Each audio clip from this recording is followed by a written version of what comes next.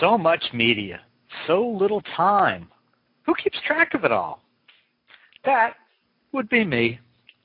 This is Bob Andelman, and this is the Mr. Media Interview, sponsored tonight by the audiobook edition of Will Eisner's Spirited Life, now available on iTunes and Audible.com, and recorded live on blogtalkradio.com from the new media and American League Baseball capital of the world, St. Petersburg, Florida. Here's what I think I've learned about working women in the early 1960s.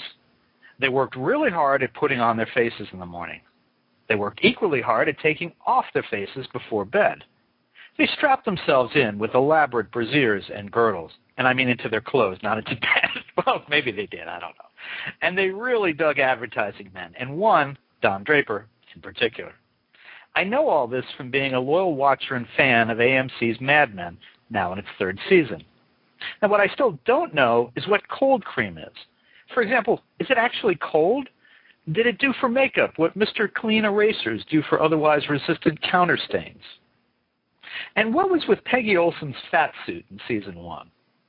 Joining me to reveal the secrets, I hope, of Mad Men is three-time Emmy Award nominee for makeup, Debbie Zoller.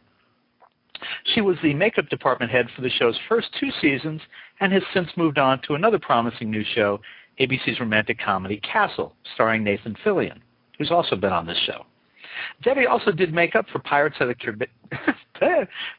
Caribbean, Quentin Tarantino's Kill Bill Volume 1 and 2, and Star Trek films and TV shows. Debbie, welcome to Mr. Media. Well, thank you so much. I really appreciate it. Should we start with cold cream or should we move on? Well, funny enough, cold cream is cold. Yes, when you apply it to your face, it is cold. Yes. It's almost like putting, I guess at that time, it's almost like putting Crisco on your face. It's like lard. I mean, it's got that kind of a consistency. So, but hey, it made their skin really beautiful and supple, and that peaches and cream, type of skin that everyone wanted. So it worked out very well back then. Now that you've compared it to, actual grease, I'm really grossed out. Let's move on. Maybe we'll come back to that. Maybe we won't. So first, listen, tell me and all the men like me that off camera, John Hamm is an average schlub like the rest of us, but in your care, and only in your care, he becomes a god among men. Well, I wish I could, but John kind of exudes coolness. He walks in with it, with his, Bermuda shorts on and his flip-flops and his, hair that doesn't have the, the Brill cream in it. He's just kind of woken up and driven to work. And, he walks in looking amazing and he walks out, looking amazing. So I really wish I could give you, some kind of dirt on him, but he's a man's man, let me tell you. Oh, that is so sad for the rest of us. I know. I know. And I've been to his house. He has a beautiful home. He's playing all of it right. He made a good deal with somebody. He's doing it all right. With the devil, no doubt. Yeah. Yeah. I understand he's got a lovely girlfriend too. Yes. Yes, he does. Jennifer, who's lovely. Yes. She is, an amazing actress in her own right. So, yeah, there's a very lucky family right there. So, well, to quote Charlie Brown, John Hamm, how I hate him. But seriously, what could the rest of us? You worked with him for the past 2 years, the previous 2 years. What could the rest of us learn from the way he is presented or presents himself, or the care that for example, that you gave him? To give him a certain look. Well, I have to say that the one thing about that period is that the men were very, very closely shaved, and I would sometimes have to shave him twice a day to keep, that look on him. And nowadays, guys really like that kind of 3 and 4 day growth. So guys aren't really used to shaving that much these days, I have to say. And, it looks great and it looks appropriate, but there's just something about that really smooth, clean shave and I got all the guys on the show, including John Hamm, turned on to products called The Art of Shaving. I don't know if you've ever heard of their products, but they have like a 4-product kit that you use that has like a pre-shave oil and one of those little brush things that you use to shave, with a straight razor. And then there's an aftershave lotion. And with those 4 things, I swear it's changed their life when it comes to shaving. Wow. So that's the one thing I do have to say. And those guys really, all of them, including John Hamm, but all of the guys on the show, Vinny and Brian Batt and everyone, all did me, the tremendous favor of shaving every day. So I think that's one of the things from the 60s that, exudes kind of that cool attitude. Well, it's interesting that you mentioned the shaving. I wanted to ask you about that because in the now I know you're not on the show with the 3rd season, but last night in the premiere of the 3rd season, the first episode, John, it was clear he had a Richard Nixon thing going with the I don't know if you watched the episode, but he it had like that 5 o'clock shadow plus 10. Oh, interesting. Well, there were times when I would, depending on how the script dictated, when I would be allowed to show that 5 o'clock shadow, like when he came home from work, late at night, we were allowed to kind of show that. But if it was anything longer than, just a night of growth, that was, for those 2 seasons, that was a no-no. I'm sure, now that they're into their 3rd season, they are, definitely changing, the years changing, things like that are maybe a little more lax. Maybe Matt Weiner, the executive producer, writer, wants to show maybe a different side of John, of Don Draper. So I don't know. Go ahead. So you were with the show the first 2 seasons, right? You were there at the beginning. Yeah, I designed the show the first 2 seasons, and out of issues that happened, personally with my family, I was unable to join them for the 3rd season. So I wish them well and the best of luck. And they still have some of the people that were in my department carrying on, the legacy. So, which is great because that, my designs are still there. Well, and tell me, let's talk about that. When you say, you designed the show, your title was makeup department head. Tell people what that exactly means, especially when you're coming at a period show like this. It's set at that time, I think the late 58, 59. What do you do exactly? Well, the amount of research that I needed to do for that show was, astronomical. And I didn't have much time because I was coming off of another show. When you are the department head, you are in charge of basically everything, of designing every look for every character, hiring, the people that work, with you that can help you implement the things necessary for that particular show. So I not only had, the period work, but I also had the prosthetics, Peggy's fat suit, as you had mentioned in season 1. Matt wanted to make sure that people didn't realize why she was gaining weight, what the true reason was. So we had to do many tests on that and find, just the amount of, correct weight prosthetic to put on her face so that it wasn't a huge jump and people are like, whoa, and it looked so real that even people on the set didn't know that she had prosthetics on her face, which is obviously a huge compliment for us.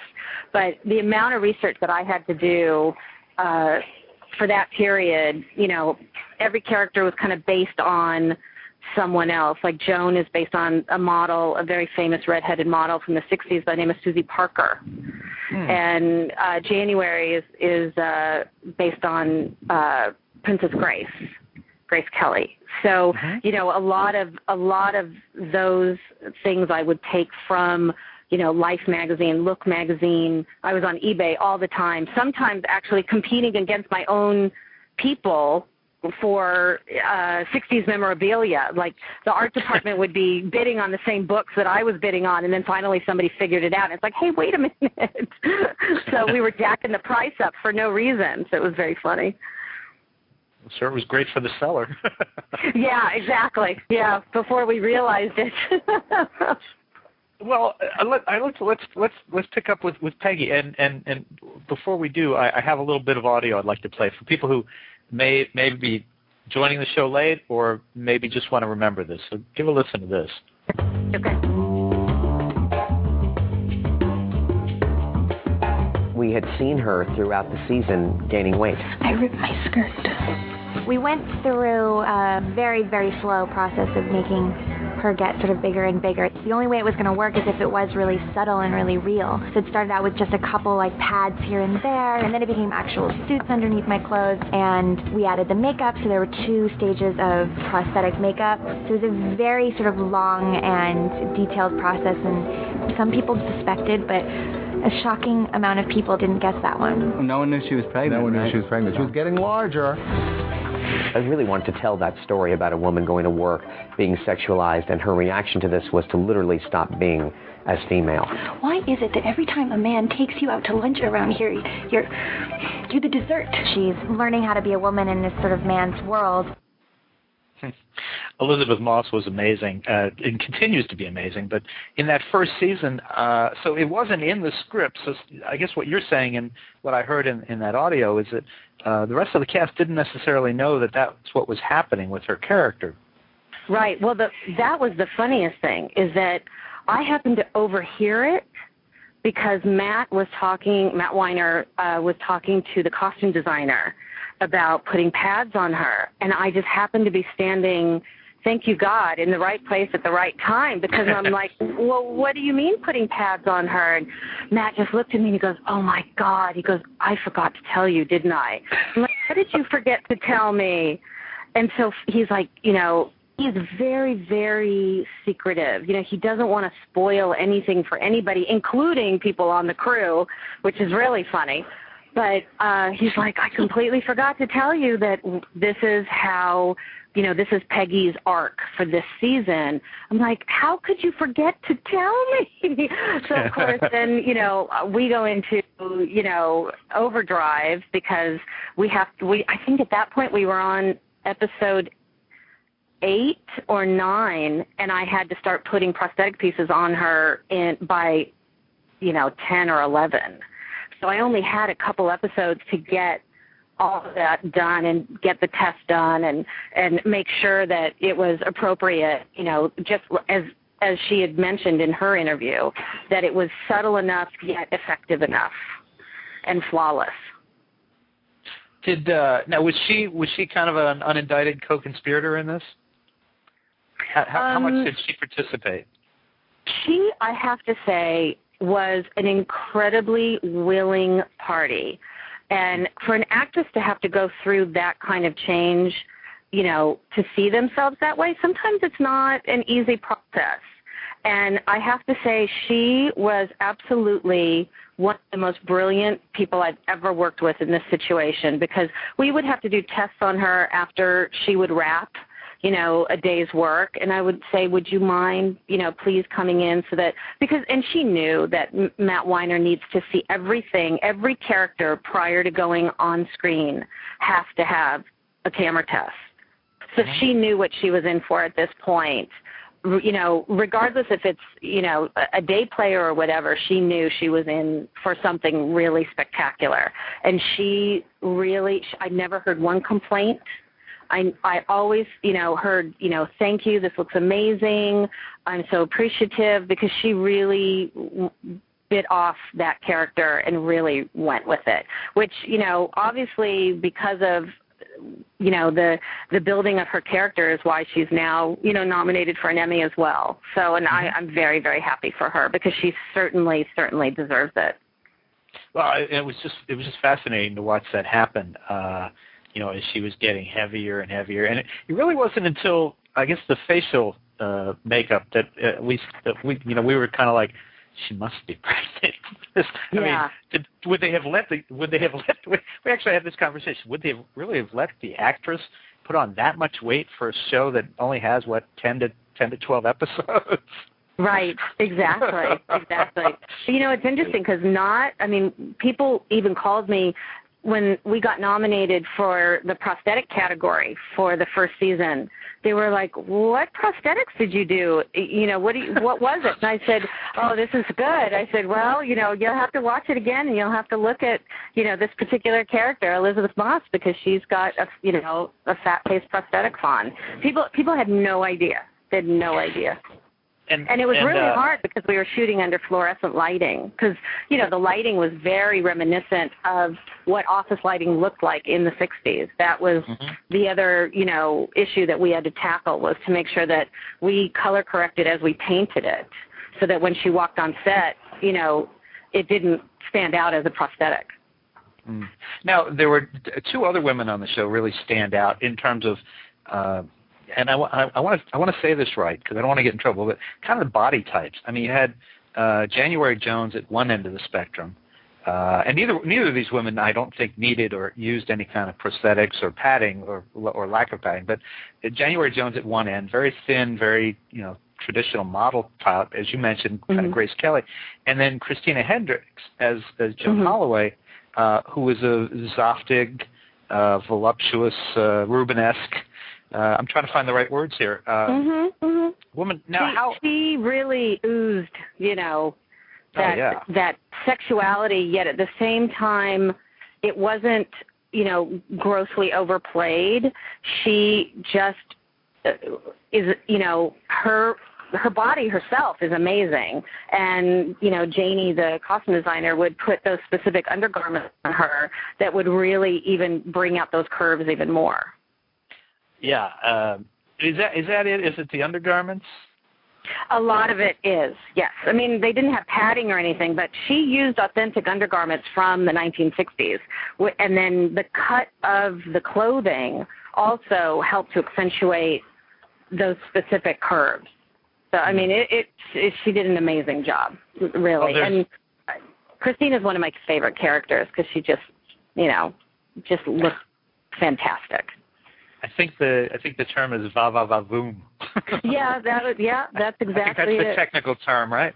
That's exactly it. And I had to be really careful with her makeup because I had to make sure it wasn't, trampy or slutty or anything like that. She had to, be the head of the secretaries because she had to have, the authority, yet at the same time be sexually attractive to, Roger, the men in the office, and, to kind of, and she speaks with her eyes. So, everyone just couldn't take their eyes off of her. I think what she does with her eyes is she purrs with her eyes. That's a good way of looking at it, yes. Now, is that, I have the benefit here of I'm looking at pictures of the cast. Is that her actual hair or is that a wig on her that we see? She has red hair, but there's a piece in the back that's called a wiglet that is added to her hair because, when they have to go through that process on a daily basis, it really takes a toll on, especially like with January, her hair would get really dried out if they over curled it with, hot irons and curlers. And so the hairdressers really had to take extreme care of these ladies' hair. And the best thing they could do was to add wiglets and pieces like that are already done. And that way they didn't harm their hair even more. And it's interesting. I also thought of her. She was she's in Esquire this month, and just as herself. And she's just a remarkable looking woman. You don't see women in anywhere that are built like her. No, you don't. And I think that's why she's so perfect for this show. And Matt Weiner really made a point of handpicking each person and making sure that each woman, had curves, that they weren't, super, super skinny or that they had augmented certain things because they didn't have that back in the 60s as much as they do now. So you have to be really careful. Also, too, it takes place in New York. And so a lot of, because we shoot out here, a lot of the women that would come in and read as actresses would be really tan because it's L.A. So they wanted to make sure that, they had that kind of pasty, pale New York winter-looking skin. Mm. Well, there's no doubt that, January Jones and Christina Hendricks and Elizabeth Moss, all, when they're on in the show, clearly they're pasty-looking New Yorkers on the show. There's no doubt. Now, what about January Jones, who, as you mentioned, was you kind of had Grace Kelly in mind. She's kind of the opposite end of the spectrum from Christina Hendricks, was the very thin, very model. January's character really came alive the second season. And the thing that I, as a makeup artist, when you do makeup, you're telling a story prior to even the audience knowing what the story is. So depending on the makeup and the hair and the wardrobe, you as an audience member are going to deduce, who this person is before they've even said a word out of, their mouth. So when I'm designing each character, that's what I'm thinking of in my head. And with January, January always wanted to be heard, her character wanted to be heard. So I always really, really focused on her lips and making sure that her lips were just the perfect definition. Where Christina, it was more about her eyes. And with, Elizabeth Moss, it was more of that kind of, I'm standing out on the street here. It was more of that kind of doe-eyed, Audrey Hepburn kind of look, because, as you said, she got thrown into a man's world, and she doesn't know really what the game is. All she knows is that she's in it and she's got to play. So that's how I kind of designed each one. And with January, she's just one of the most beautiful women that I think I've ever had the opportunity to put makeup on. And she just became that character every day when she sat in my chair. And it was such a pleasure to do her makeup every day. It really was amazing because she's just stunning. Well, I want to pick up on there's a live web chat that accompanies the live Mr. Media interviews, and Felix in New Jersey says, Jan looks super. Hard to believe Don would fool around on her. And I think a lot of people have felt that way, that you see this spectacular-looking woman, and I don't know. I'm reminded of something Tommy Lee said that was rather crude about Pam Anderson, but he says, show me any guy who goes home to a beautiful woman, and I'll show you a guy who's tired of, and what do you think that's all about? I know that's more script involvement, but does that happen in real life? Like a guy goes home to someone that? I think, a majority of this is concocted out of, Matt Weiner's head. But the 60s was very much, everything was kind of in the closet, as like Brian Batt's character. Everything is kind of, overtones and subtleties. And I honestly believe that at that time, a lot of this kind of stuff did go on, but people didn't talk about it. They didn't know about it. There wasn't, Twitter and blogging and Facebook, and, we weren't a part of that kind of, everybody has to know everybody's status every minute. So people did do things that were maybe not, socially acceptable, and they would do it, but they wouldn't talk about it. And, thank you to Matthew Weiner, he's bringing it all out into the forefront.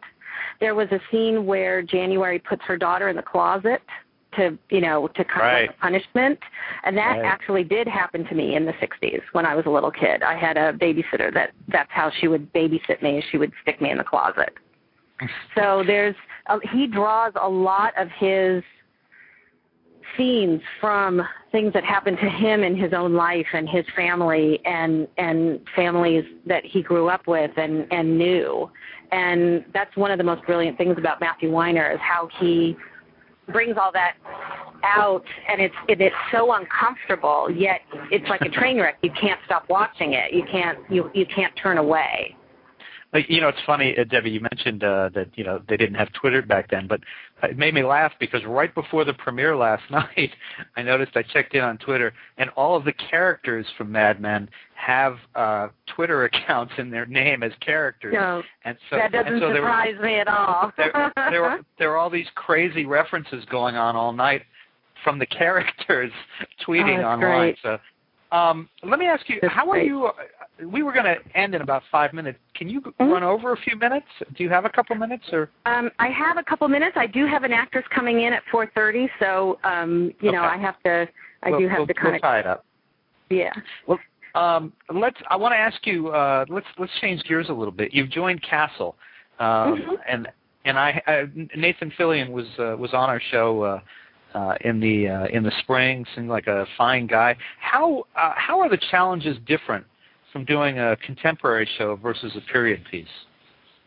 Oh, wow. I love the fact that I get both ends of the spectrum. And Nathan, I have to say, is one of the most amazing guys. Like he's like a John Hamm. He's a man, and he just exudes this really like natural, just awesome kind of guy that, you want to be friends with and you just want to hang out with. And his character on Castle is very, very similar. And he's got a great sense of humor, and he's incredibly intelligent.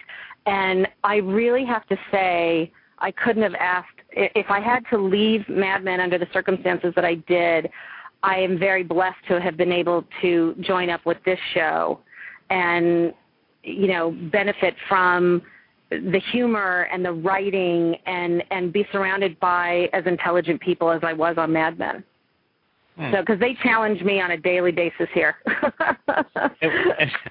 and how much work does Nathan need week to week from makeup? Oh, Nathan is similar to the John Hamm situation. He shaves in the morning, but he shaves with a different type of shaver. I call it the Don Johnson, which is that, shaver. It's the electric shaver, right, but it doesn't, go all the way down to the base of the hair. So he does that in the morning, and, he comes in and basically, maybe he gets 10 minutes in my chair, but, another 10 is just talking and laughing and, comparing notes and, looking at websites, and he, tells me funny stories, and, it's great entertainment in the morning. So it gets you going. He's like a big tall cup of coffee. For anyone who didn't see it in the spring when it debuted, it's a really fun show. It's a romantic comedy. There's a lot of good repartee. It's very Moonlighting, like, if you're old enough to remember that show. Yeah, definitely. Now, let's bounce through these quickly. I just want to ask you, what kind of contributions did you make to the Pirates of the Caribbean at World's End and the Kill Bill films that you worked on? Oh, wow.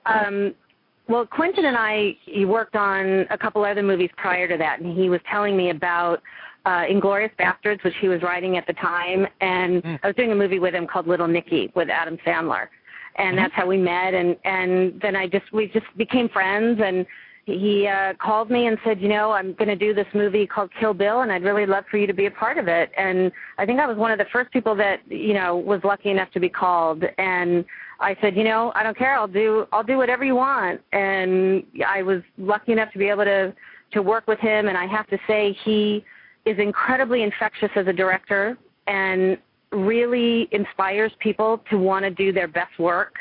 And we had a great time on that show. I truly have the utmost respect for that man, and I just have to keep saying, I don't know what I did, but I've been very blessed to work with some amazing people. And, Gore Verbinski the same way. My friend and my mentor, actually, is the department head on the Pirates of the Caribbean movies, and I worked with her, and she would, every day, throw me various characters, whether it was, the mushroom men that were sitting in those tubs with mushrooms growing all over them, or, doing 7 of Johnny Depp's doubles, from head to toe. I had to hand draw all those tattoos when he was, there was one scene where he was hallucinating on the ship, and there was like 7 or 8 of him hanging all over the place. And those were all of his doubles, so I had to quickly get, 7 guys ready with tattoos and facial hair and, copy the makeup. And it was a challenge every day that, made me a better makeup artist. And I love doing those movies and had a great time on it. And I just, spoke with a couple people, and it looks like there is going to be a 4 and 5, most likely starting next year. So I'm definitely looking forward to that. Looking forward to working on them, I assume? Yes. Yes. Very much so. And as we kind of wind down, because I don't want to keep you from your appointment, what's the biggest misconception that most people have about what you do? Oh, wow. Probably the biggest misconception is that they think we just kind of sit around all day. Like you put makeup on somebody and, when they come in, and then that's it. And what people don't realize is that it's constant maintenance and understanding lighting and understanding storylines and arcs of characters and especially now with HD being, such a powerful influence, makeup changes now, and how you apply it and the type of makeup completely changes with HD. So luckily we are not shooting in HD on this show, but it's going to be a very interesting challenge when they do make the switch, because everything changes, and it's a constant, learning about, people and because I infiltrate their comfort zone and their bubbles, and you get very, very close in proximity to people and emotionally. So when I left Mad Men, it was almost like I was in mourning, because it's that's your family. So right. We are working together 18 hours a day, and we sometimes fight like family and make up like family, and it's literally like being with 150 of your closest friends. So wow. I think people think that, they just kind of hang out and have a good time, and it's truly a lot of work. But if you have the passion for it, then you don't feel like you're working. Well, folks, you can catch Debbie Zoller's latest work in the second season of Castle, starring Nathan Fillion, and that returns this September on ABC. And you can catch some of her Emmy-nominated work in the first 2 seasons of Mad Men, now available on DVD at the MR Media, Mr. Media site, or Amazon.com.